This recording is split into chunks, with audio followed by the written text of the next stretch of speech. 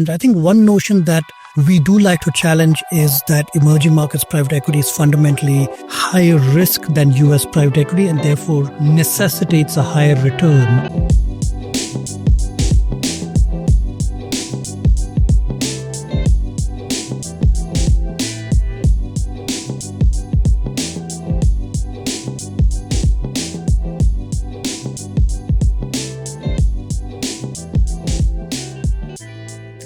Thank you, Amit, for taking out the time. Thank you, Ganesh. Thanks for having me as part of your series. To kickstart the conversation, Amit, can you tell us a little bit about 57 Stars, including the unique name that you have? Sure, absolutely, yeah.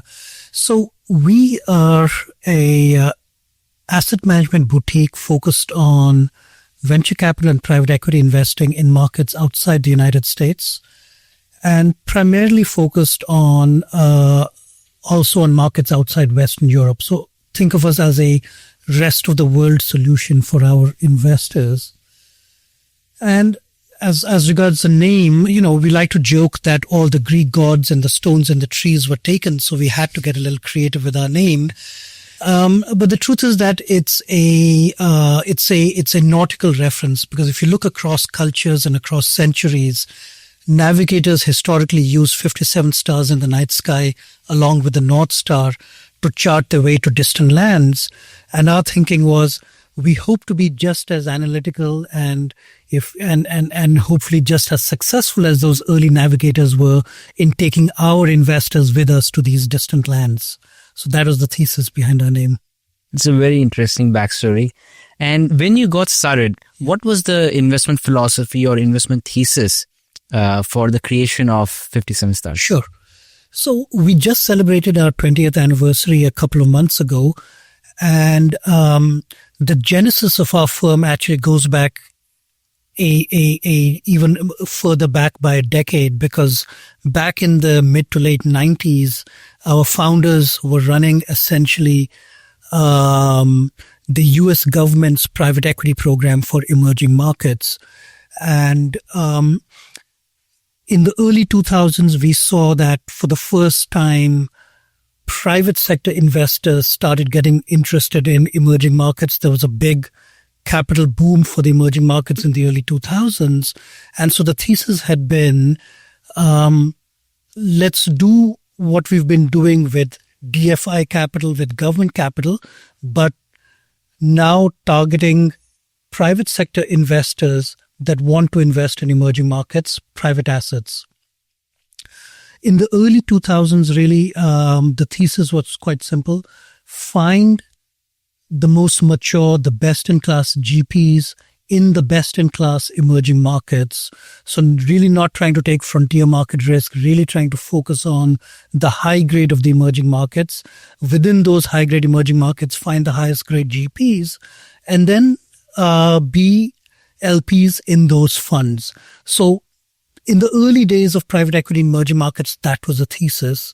Obviously, over the course of 20 years, emerging markets private equity has matured in multiple ways.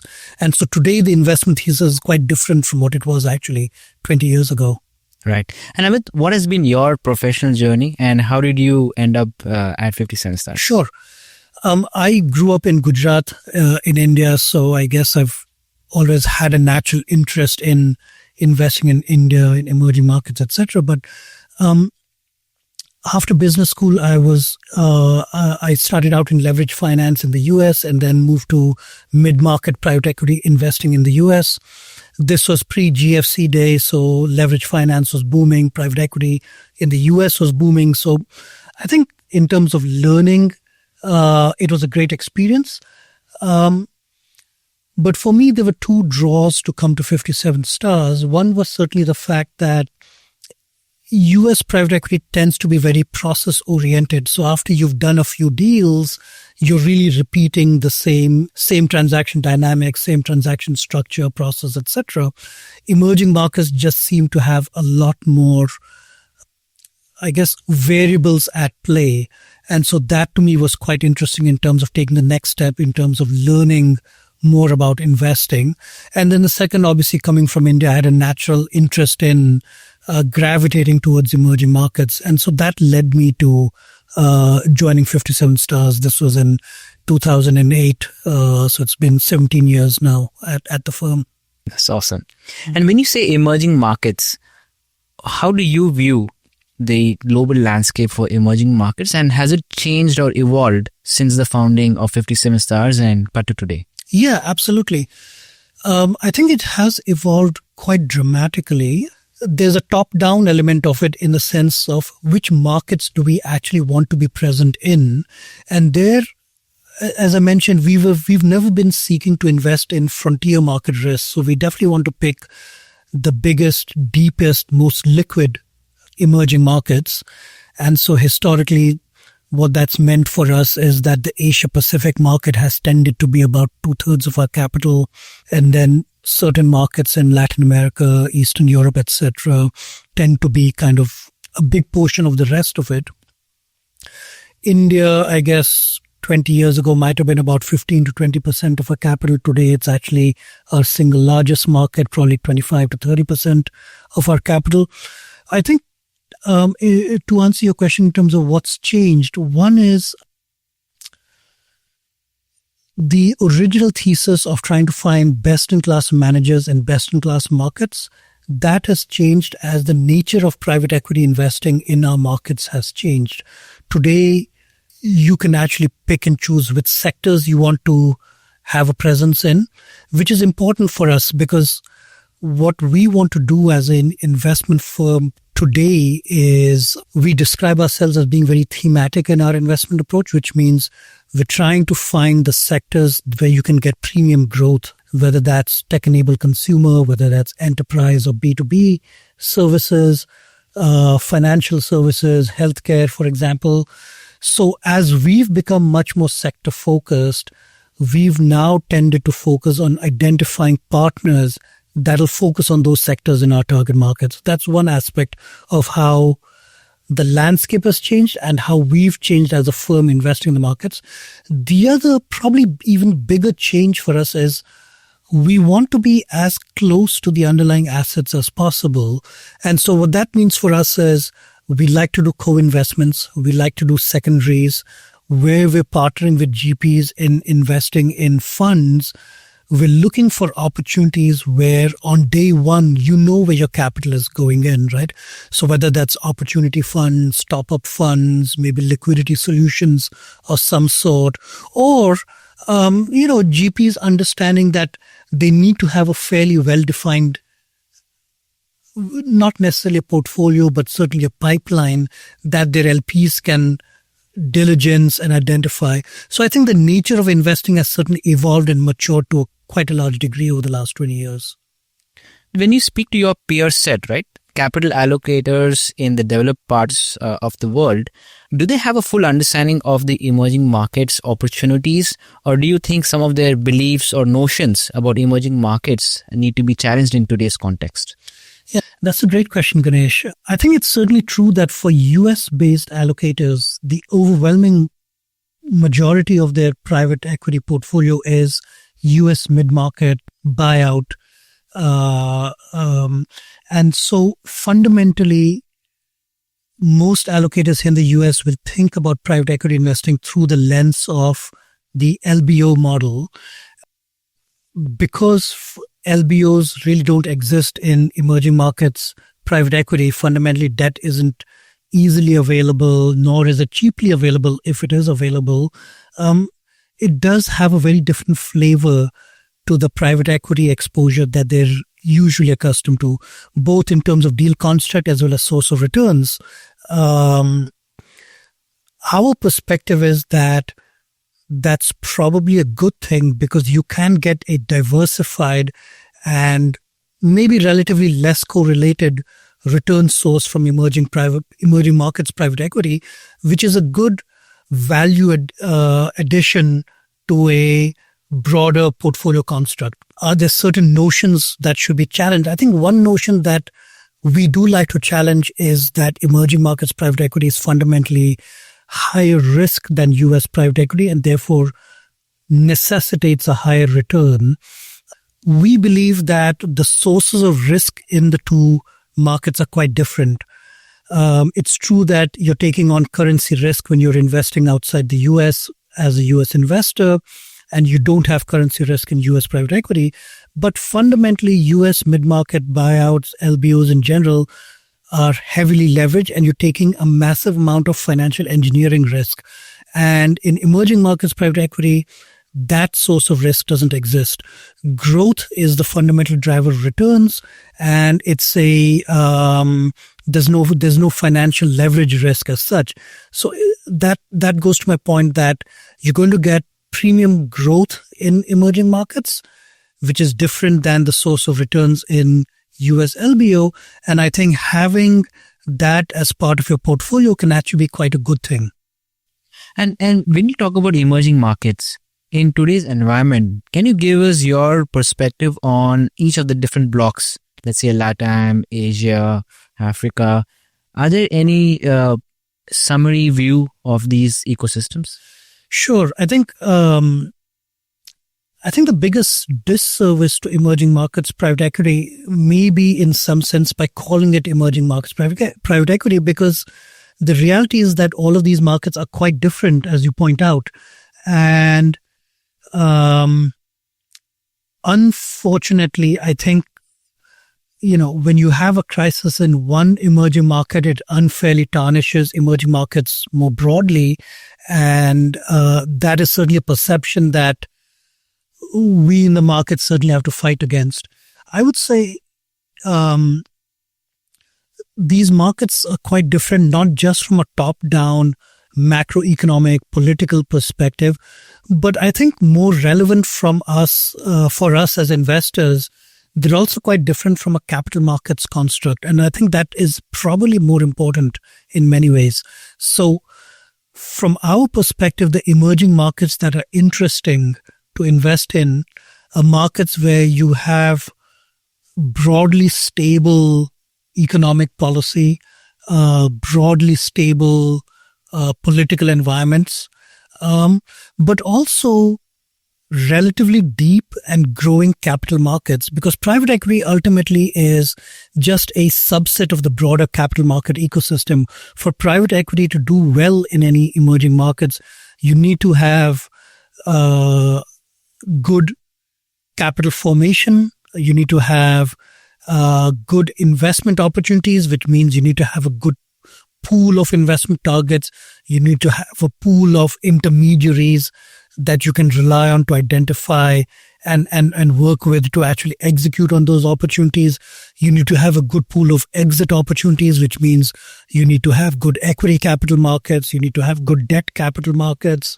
And so I think that whole capital market ecosystem is probably undervalued or not as focused on. I think most investors tend to focus on the top down when they think about emerging markets. For us, that bottom up about what's going on in the capital markets, to my point about the rise of sector focused funds, the rise of sector focused opportunities where you can really slice and dice opportunities. I think that is critical.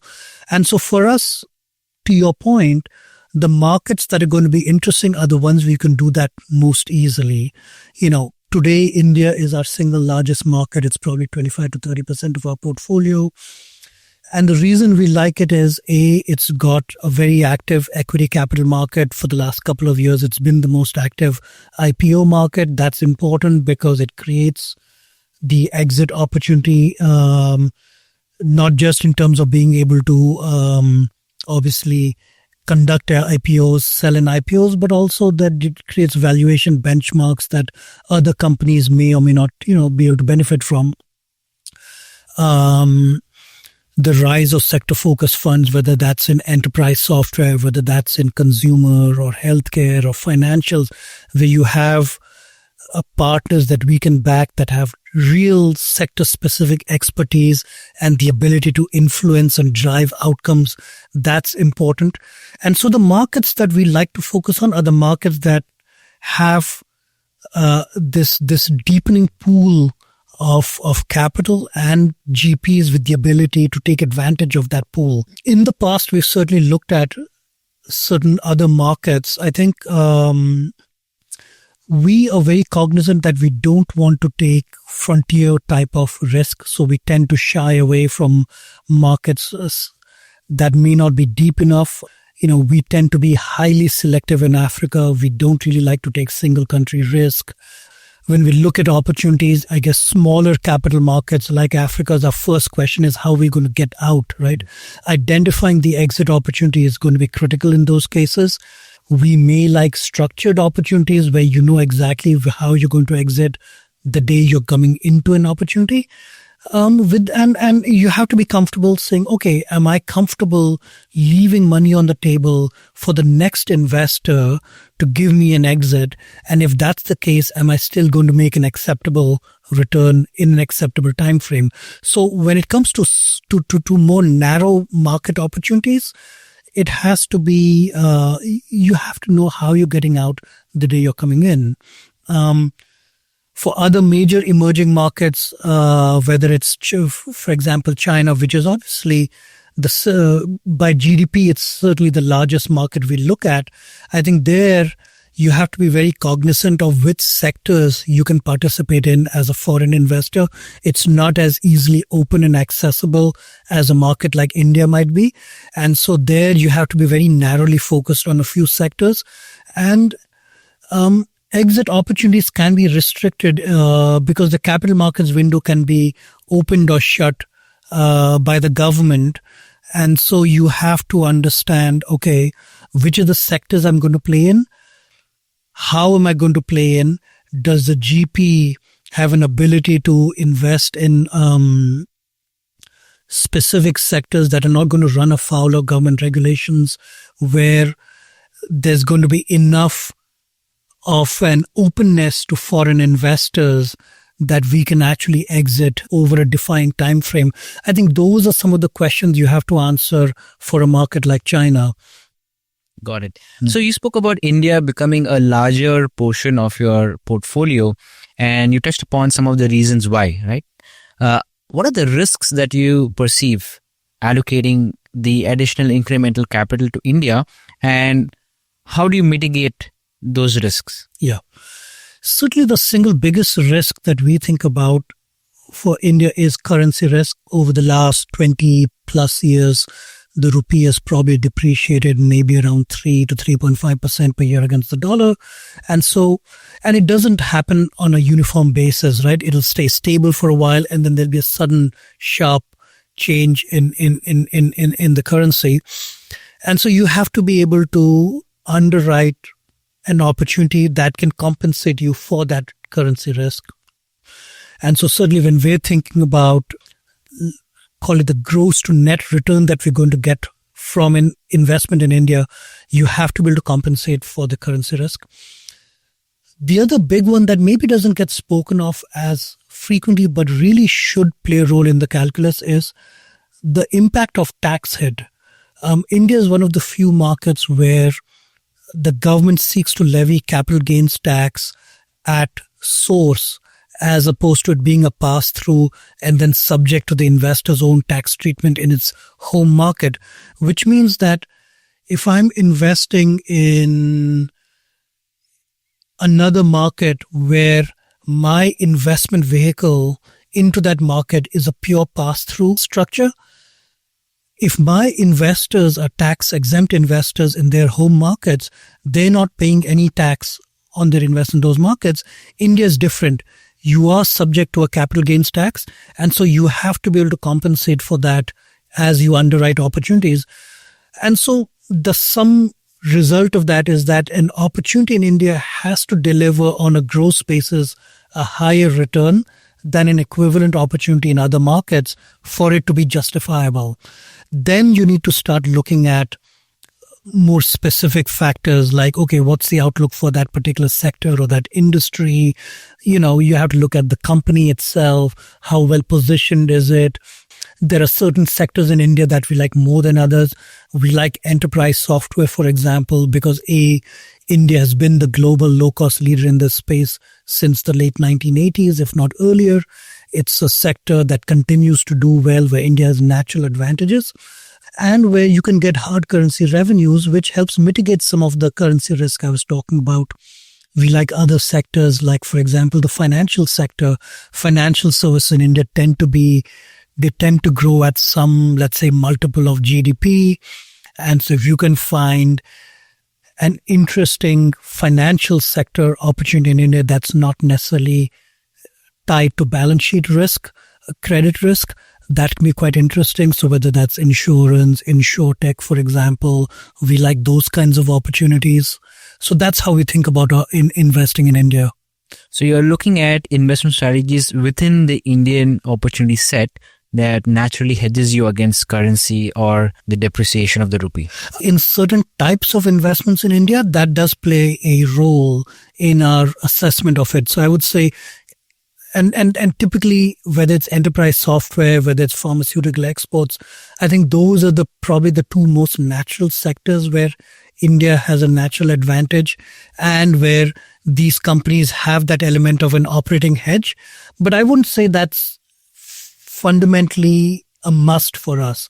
A financial service opportunity would not have that, but we like that sector broadly. Tech-enabled consumer, we think the consumer journey in India is really still at a very early stage. And we think over the next 10 plus years, that's a sector that's going to have a lot of really interesting opportunities, a lot of growth.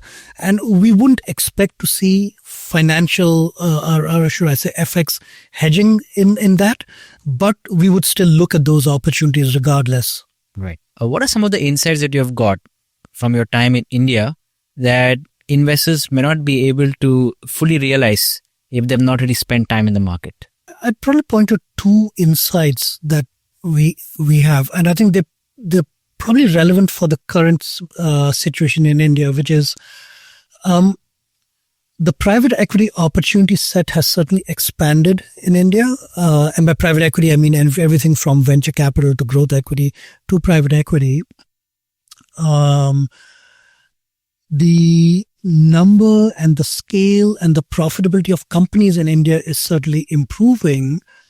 And while I think there's greater awareness of and interest in investing in India among international investors, if you look at the amount of international capital that's going into India, it hasn't yet scaled in relation to the scaling of the opportunity. So I think we find ourselves with this opportunity today in India where we're able to partner with GPs in really interesting companies and really interesting portfolios where the capital that's raised by the GP isn't enough to address the opportunity at hand. And that creates very interesting co-investment opportunities for us.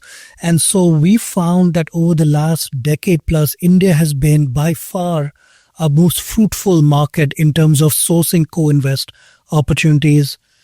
I would say probably 50% of our deal pipeline, if not more, tends to be India, and it tends to be fairly high quality.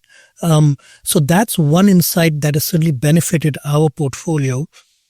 The other, which is related to this, is that because there's this seeming mismatch between the need for investment capital in India and the availability of foreign capital, we are able to secure the kinds of opportunities that 57 Stars as a firm really likes. The idea of being able to invest in pre-seeded portfolios, opportunity funds, top-up funds, liquidity solutions, etc. And that's very important because it's a reality that across emerging markets, capital market windows can often close and shut quite quickly. And so exit opportunities may not present themselves on a systematic basis. And so what we like to do to protect against that is we like to invest in, call it semi-baked or close to fully baked opportunities, because the thesis is that we can shrink our duration of invested capital by coming into these kinds of opportunities. And that's very important for investing, not just in India, but I would say probably broadly for emerging markets, where if you can shrink the delta, the duration of your capital between capital deployment to capital exit, it reduces the probability or the risk that you're going to see these capital market risk-off cycles where you're stuck in the market without a clear path to exit. And if you can do that, you can probably take capital out in a more systematic way, probably earlier in your life cycle. And that's going to help your net returns at the end of the day. So I think that is something that investors should be aware of when investing in emerging markets. What are some of the due diligence nuances that you have incorporated for India? Yeah. I would say, at a broad level, I would say at a GP level or a company level, the diligence would be quite similar to what an investor might do even for the US or for any other market. At the end of the day, you want to invest with high quality GPs that are high on integrity, that have real discernible expertise in the sectors and the opportunities they're pursuing, that have a track record of having done so, and with the opportunity set that they're articulating, the facts measure up to it. And by that, what I mean is, have what they've invested in the past, has that been consistent with what they want to invest in going forward? Is the pipeline that they're presenting consistent with that? Is the market opportunity in the market consistent with what the GP is seeking to do? So I think at a high level, that's not very different from what you might do in any other market. Similarly, at a company level, again, it would be very similar, right? Does this company have high quality management? Is it a leader in its space or an emerging leader? If it's an emerging industry, what's the quality of revenue? What are the unit economics? We obviously would prefer to invest in profitable companies, but if not, is there a clear path to profitability? And does the company have enough capital that it can get to profitability without being a forced, without having to essentially raise money on, let's say, a quasi-distressed basis, if you will. So a lot of those factors will be the same regardless of which market you're investing in. I think for India, some of the things that we'd have to look at will be regulatory environment. For example, what is the regulatory outlook for that particular industry, let's say? So financial services is a heavily regulated sector in India. And so you want to make sure that you understand the regulatory framework and how the company is poised to operate within that framework. In a consumer opportunity, maybe regulations matter less. It's much more a fact. What would matter is consumer adoption. You don't want to be ahead of the market, right? I think the consumer opportunities that tend to underperform in India tend to be the ones where you're banking on, let's say, a change in consumer mindset that may not materialize, or a change in regulatory arbitrage. For example, we saw a lot of consumer investments, call it a decade ago, that were banking on the government making it easier for foreign investors to acquire consumer companies or retail companies, and that never transpired. And so those investments underperformed. So you don't want to get ahead of the regulator. You don't want to get ahead of the consumer. You don't want to get ahead of the market. I think that is critical for India. Those might not be relevant, let's say, in the US, but certainly I think when we look at consumer opportunities, we do look at those aspects in India. Through your experience in India, have you ever been surprised by anything that happened at a GP level or at the economy level that you hadn't underwritten, but you got a surprise, maybe upside or downside? Yeah. On the upside, I think one of the benefits is if you think about an economy that's growing at a real, let's say 6 to 6.5%, nominal maybe 9% or so, that's at an industry level, broadly speaking, right? Then you look at the sectors that we believe are the high growth sectors, whether that's consumer, whether that's enterprise software, whether that's financial services. These are sectors that are probably growing at, call it 10 to 15% per annum on a nominal basis, which means that average companies in those sectors should be growing at those rates. And then above par companies should be growing at premiums to that, right? So maybe 15 to 20%. So if your company selection is right, then companies over a 5-year period should at least double in revenue, and if not more, and that's at a baseline. So that is one of the things that can surprise on the upside, is that a company can double in revenue maybe grow higher than that on a call it all else equal basis. And then if you've got good management, if you've got good capital allocation, if you do smart things in terms of new product introduction or improving in margins, you can dramatically outperform on your profitability. And in 5 years, you can have a company that is significantly larger than what you invested in. So that is a good aspect. The downside to that is that the market understands this. I think India is a sophisticated capital market, which means that because you've got this potential for high growth rates, you've got the potential for high returns on equity, because it is a capital efficient market, your entry valuations tend to be high as well. So that is where you really have to guard on the downside, that because India tends to have higher growth companies, capital efficient companies, you are going to have to invest at higher valuations than in other parts of the world. You can justify those higher entry valuations on the growth rates, the ROEs, the profitability, the path to a capital markets exit. But at the same time, you have to guard against overpaying, right? So I would say there's a pro and a con. And I think that to me is really critical when you think about investing in India. Right. And on the valuation topic, how do you diligence your GPs on that particular risk, right? Because valuations in India have been what they are. Right. Different people have different views on it. But how do you think about diligencing your GPs as well as the portfolio companies when it comes to valuation? Yeah. There's multiple ways of thinking about it, right? I mean, you can have a high growth opportunity. So classic example could be e-commerce, right? Let's say e-commerce is a high growth opportunity. Therefore, it's an expensive opportunity to invest in. The question is, how do you think about that, right? Should you invest in a proxy for e-commerce? One of the classic examples in the US was investing in UPS when it went public in around the year 2000 as a proxy for e-commerce growth, because suddenly shipping and packaging exploded, right? And that turned out to be quite a profitable investment for a very long time. Similarly, in India, can you think of packaging companies as a proxy? Can you think about logistics companies as a proxy? And to a certain extent, yes, I think some smart investors have made very good money investing in these kinds of companies as a proxy on the e-commerce play. The downside to that is you have to understand what is the industry structure, right?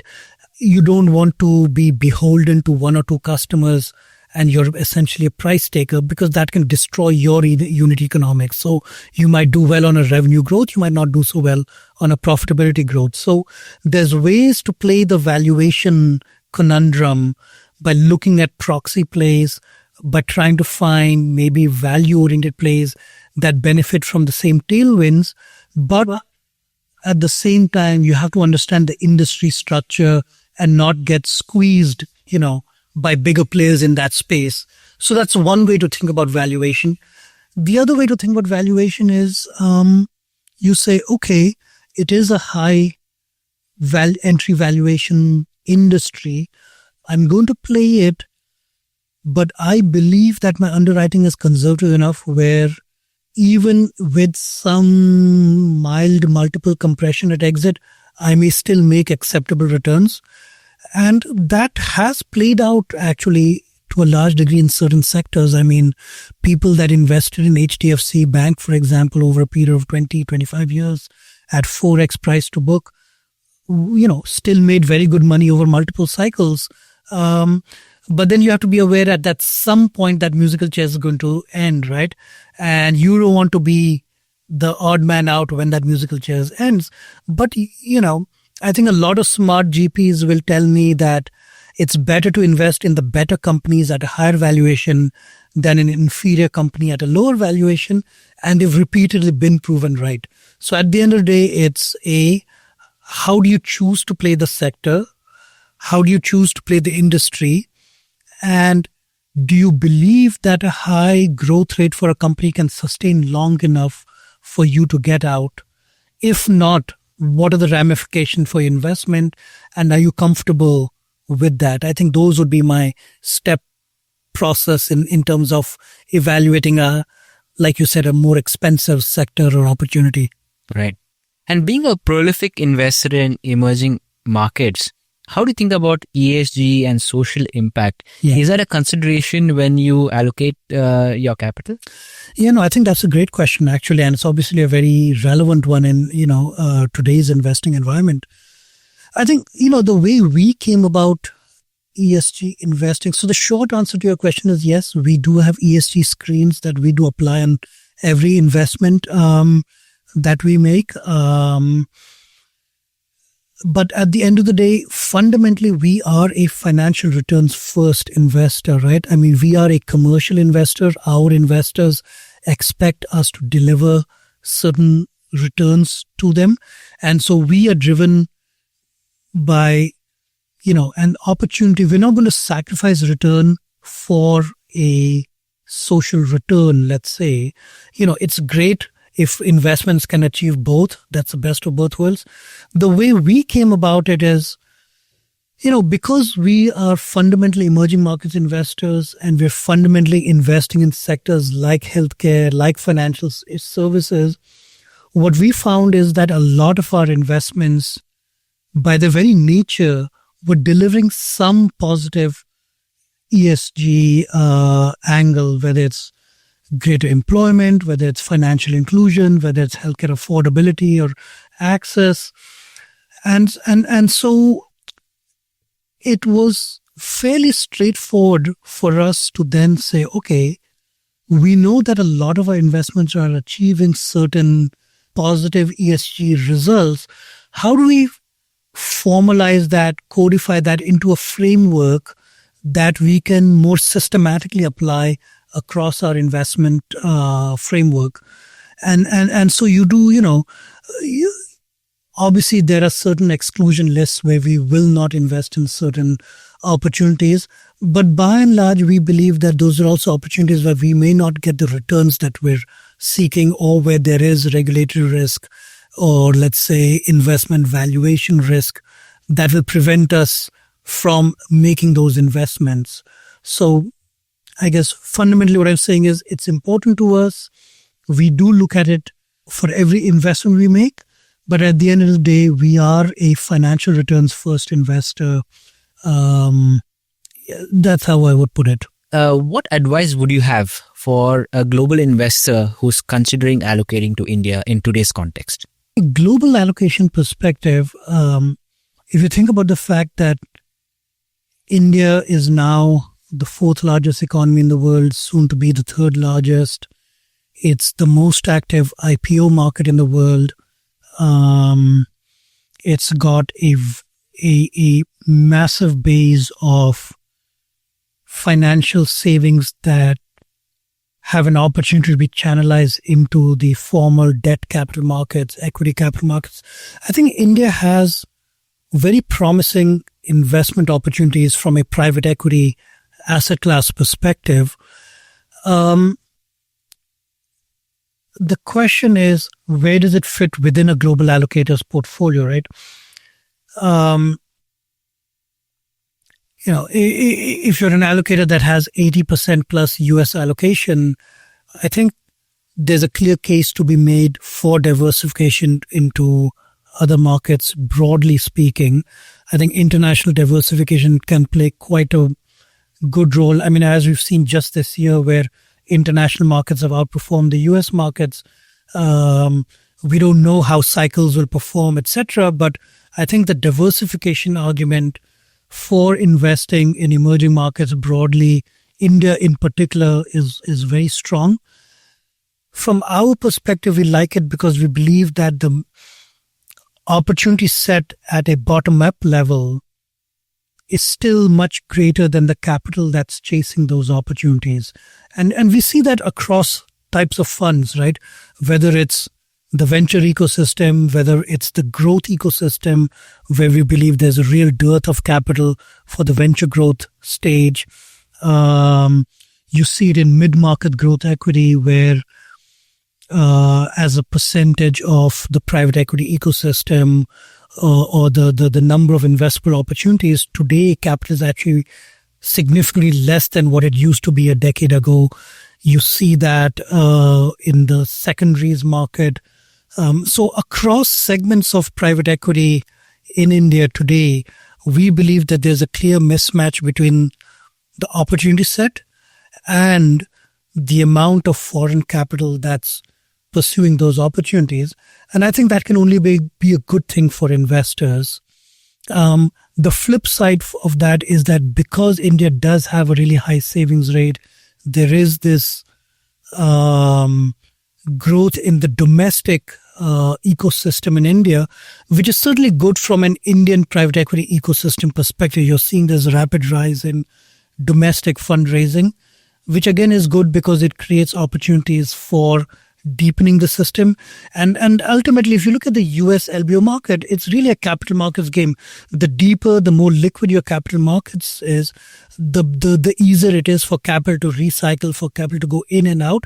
And ultimately, what a global allocator wants to see is that ability to seamlessly go into an opportunity, go out of it within a defined time frame with a defined return. And I think as the capital markets deepen, that opportunity set is only going to get stronger. So I think the time is ripe for global allocators to look at it. And in the meantime, if there is less global capital going into it, it's great for people like us because, we like that equation. Right. And looking 10 years from today, what role do you think India will play in the portfolios of these global investors? Yeah. Certainly the potential is there for it to claim a high percentage of that portfolio.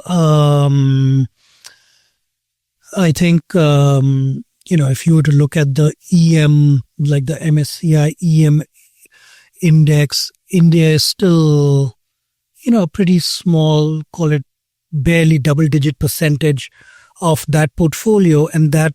And that's just for the EM index, right? Then if you look at it on a global portfolio basis, India is still a pretty low single-digit percentage.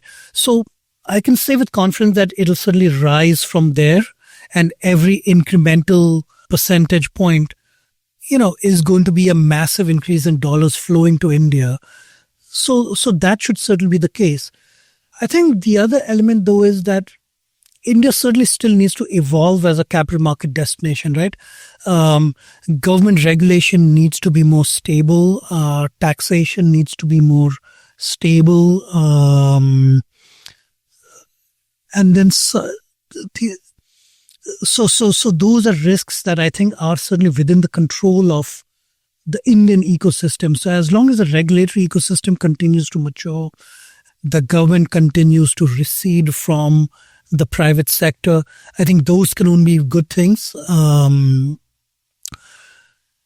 then industries need to mature, right? So right now we focus on a fairly narrow set of opportunities in India. We focus on consumer, we focus on software, we focus on financials. If that opportunity set can mature, that obviously creates pathways for foreign investors to invest more broadly in India. So that would be the other thing that probably could happen over a decade. But I think that's going to be partly a function of how the government and the regulators help broaden the pathways for foreign investors in India. Right. Thank you so much for your time, Amit. Thanks, Ganesh. A pleasure to be here today. Thank you.